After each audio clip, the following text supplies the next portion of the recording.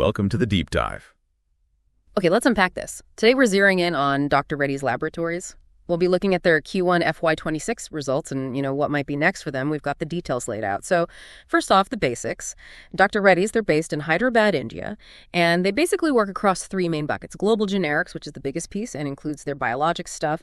Then you have pharmaceutical services and active ingredients, PSAI for short, and a smaller others bit. One thing that caught our eye right away was that nicotine replacement therapy deal. They finished acquiring that NRT portfolio from Haleon UK, effective end of September 24 for the Nordic markets. We're talking lozenges, patches, sprays, all outside the US.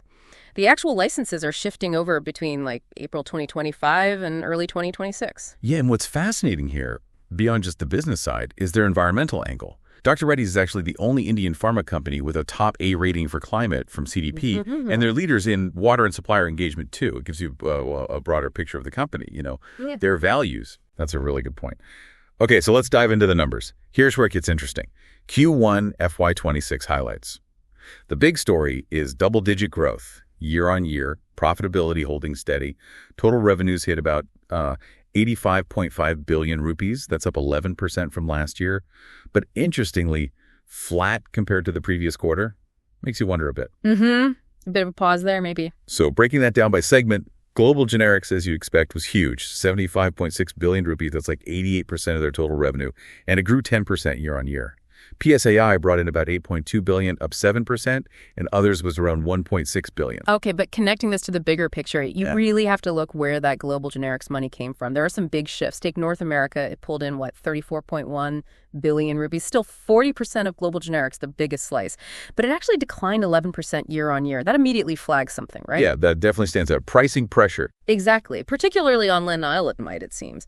And that pressure's expected to get worse, not better. It hit Revlimid too. But then look at Europe, complete contrast. About 12.7 billion rupees. But get this, up 142% year on year. Massive jump. Whoa. And that's the NRT acquisition effect? Primarily, yes. Shows how one big move can reshape the regional numbers dramatically.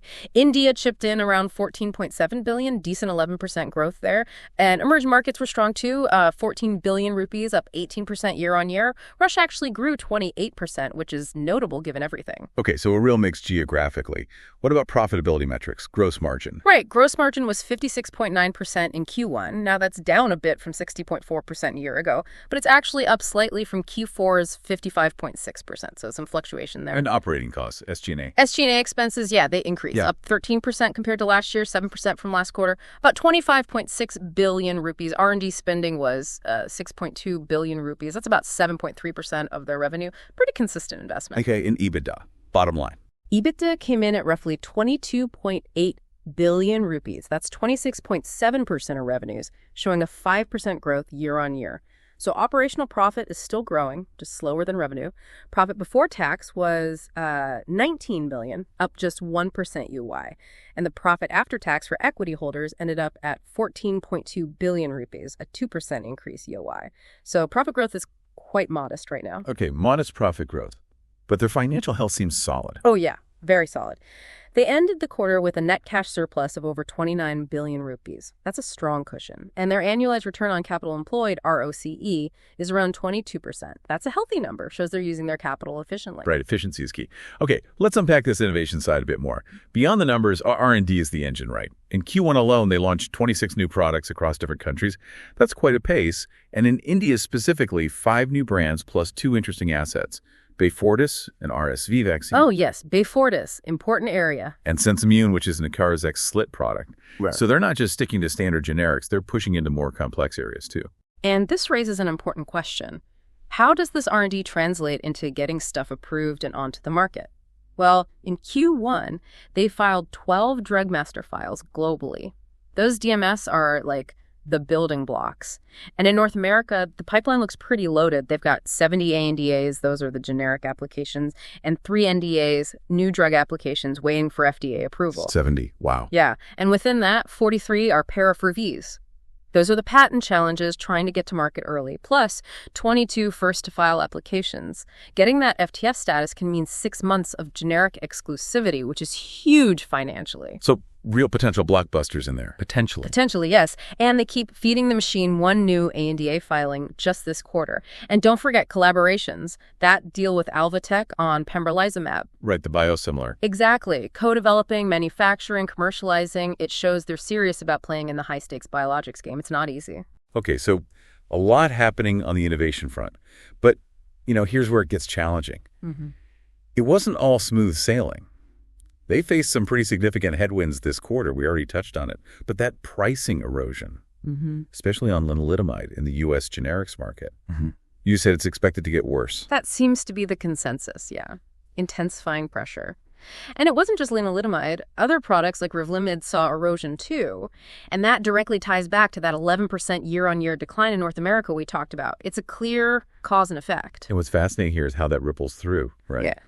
You mentioned the gross margin. Exactly. That pricing pressure, plus maybe not selling the ideal mix of products, what they call an adverse product mix, that combination definitely put a squeeze on the gross margins compared to last year. It shows how vulnerable even big players can be to those market forces. Beyond market stuff, any regulatory bumps? FDA inspections. Yes, that's always part of the landscape. They had U.S. FDA inspections at 3 sites, CTO 5, Middleburg, and FTO 11, and all 3 received Form 483 observations.